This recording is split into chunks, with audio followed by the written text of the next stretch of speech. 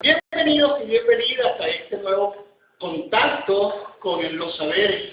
En esta ocasión vamos a estar compartiendo el tema de la percepción y lo estaremos acompañando los compañeros Nasser Uzcategui, María Elena Viaje y este es su servidor Héctor Florencio Martínez Pérez.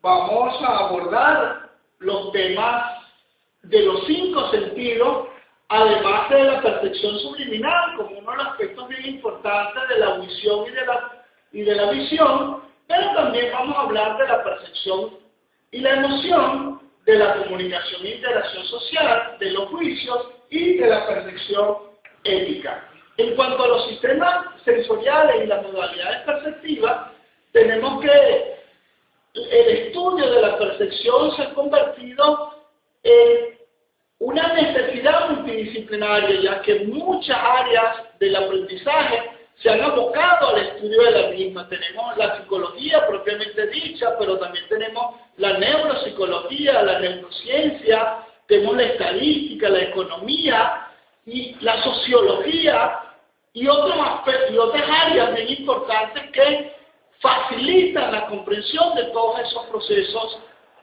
perceptivos.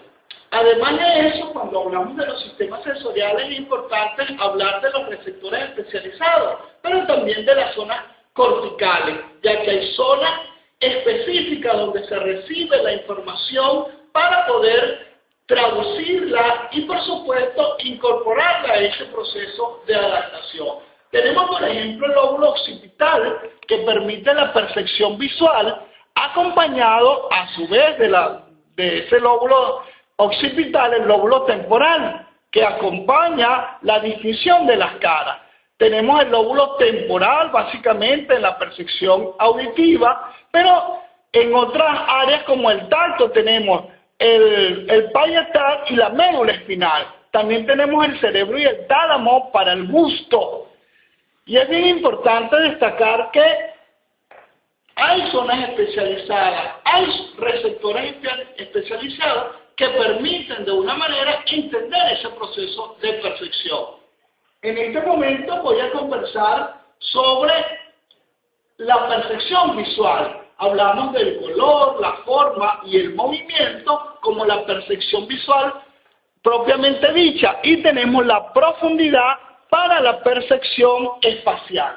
En cuanto al color, es importante destacar que se detalla el valor estético, se resalta el contraste, la facilidad de la organización perceptiva a través de la captación específica de las diferentes ondas lambda, que permiten, por supuesto, darle brillo, darle percepción especial a cada uno de los colores.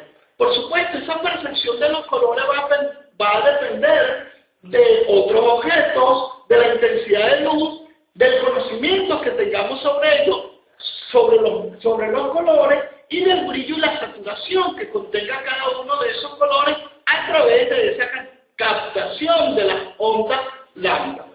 En cuanto a la forma, es importante destacar lo que tiene que ver con la percepción, con la constancia perceptiva, quise decir.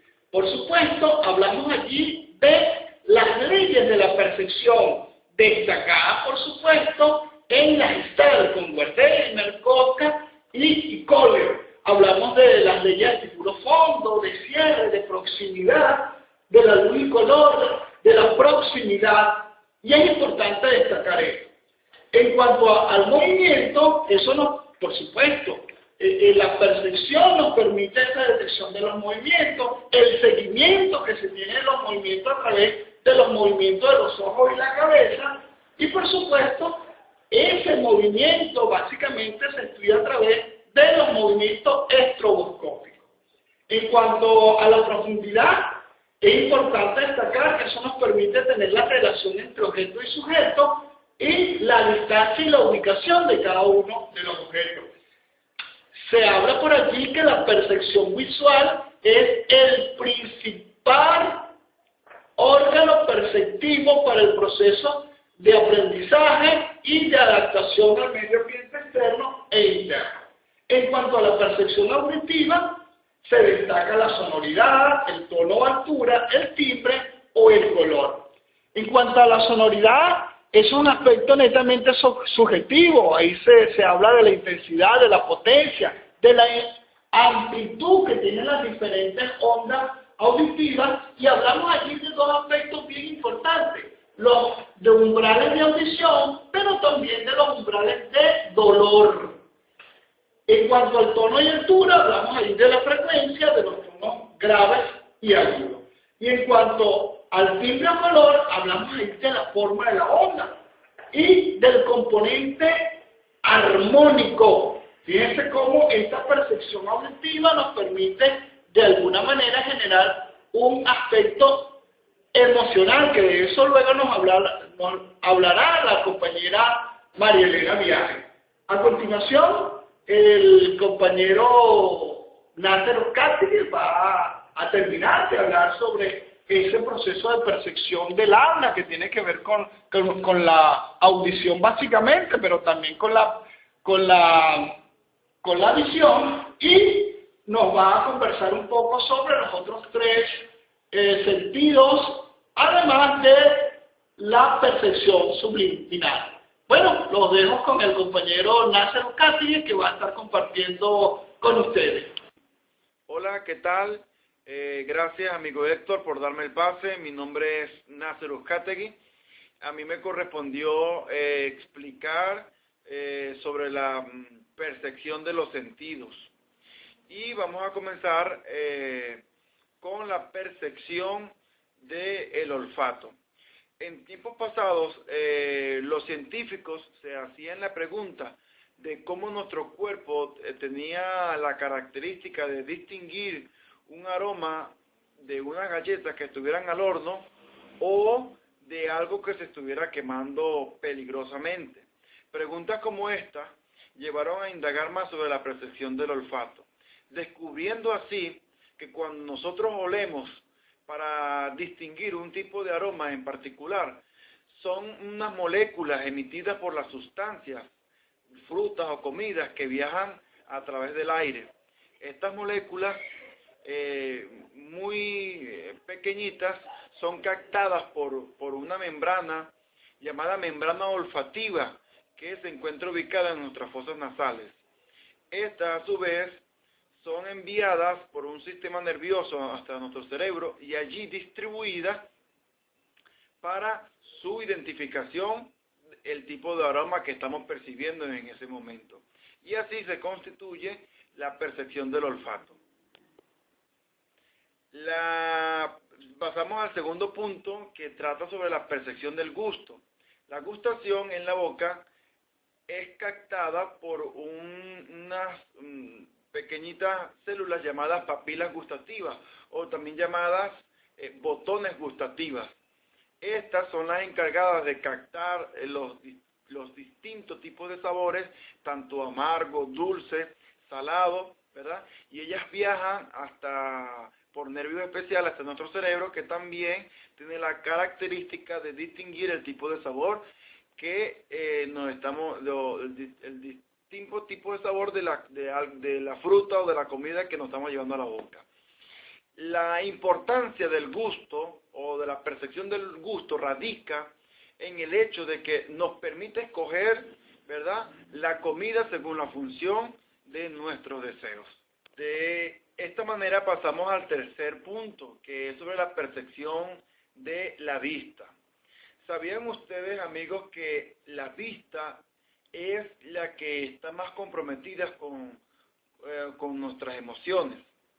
Cuando nosotros queremos camuflajear algún tipo de emoción, la vista es la que acusa, y los músculos que están alrededor de nuestros ojos también se perturban. Como dicen por allí, una mirada vale más que 1000 palabras. De esta manera llegamos al tercer punto, al cuarto punto, que habla sobre la percepción del oído. Para nosotros poder entender o captar la música, ¿verdad?, ¿cómo se percibe? El oído percibe las vibraciones en el aire por impulsos nerviosos, ¿verdad?, que también son captados por nervios especiales, y estas a su vez viajan a nuestro cerebro, ¿verdad?, y el cerebro capta estas vibraciones y le da la expresión a uno de las mayores emociones del ser humano, que es la música, aún mucho más que la parte visual. Pasamos al último punto, que trata sobre la percepción subliminal. Se denomina la captación de un estímulo auditivo visual que por diversas circunstancias son emitidas de una manera muy rápida, bien sea auditiva o visual, que no son captadas de manera consciente por la mente de la persona. Pero el mensaje es captado a nivel inconsciente y con el tiempo puede hacer que la persona empiece a actuar de una manera según el mensaje emitido. De esta manera concluyo con la percepción de los sentidos. Le doy las gracias por su tiempo prestado y le doy el pase a mi compañera María Elena, quien va a exponer su punto.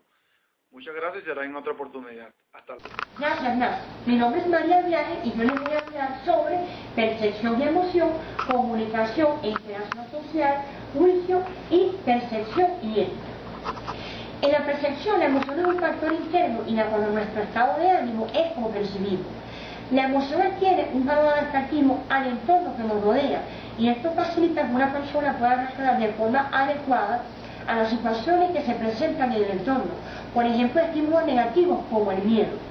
Para que se produzca una respuesta emocional es necesario que se presente un estímulo externo o interno que sea capaz de buscar dicha respuesta afectiva. Dicho estímulo puede ser percibido de forma consciente o preconsciente.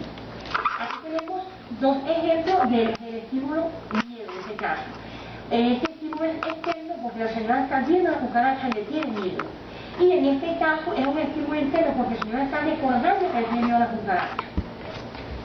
Bueno, para continuar, se considera que la comunicación interpersonal es la base de todas las comunicaciones humanas.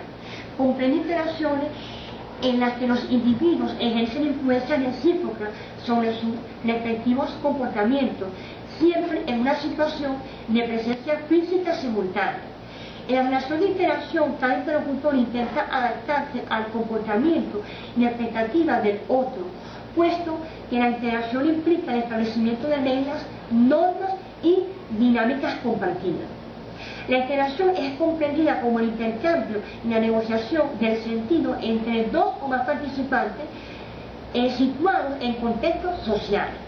Aquí tenemos dos ejemplos de dos personas compartiendo ideas y aquí tenemos ya más de dos personas, un grupo grande compartiendo, interactuando uno con otro. Ahora, juicio. El juicio es la actividad psíquica que mediante procedimientos de elaboración y crítica realiza una minuciosa tarea de análisis y posterior síntesis del material cognitivo, permitiéndonos así establecer relaciones, efectuar comparaciones y finalmente alcanzar las conclusiones.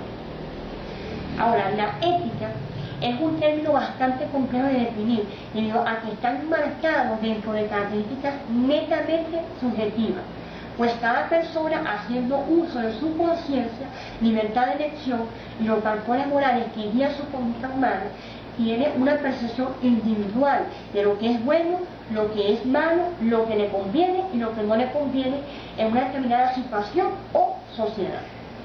Bueno, en nombre de mis compañeros Héctor y Nasser y mi persona María, le damos las más sinceras gracias.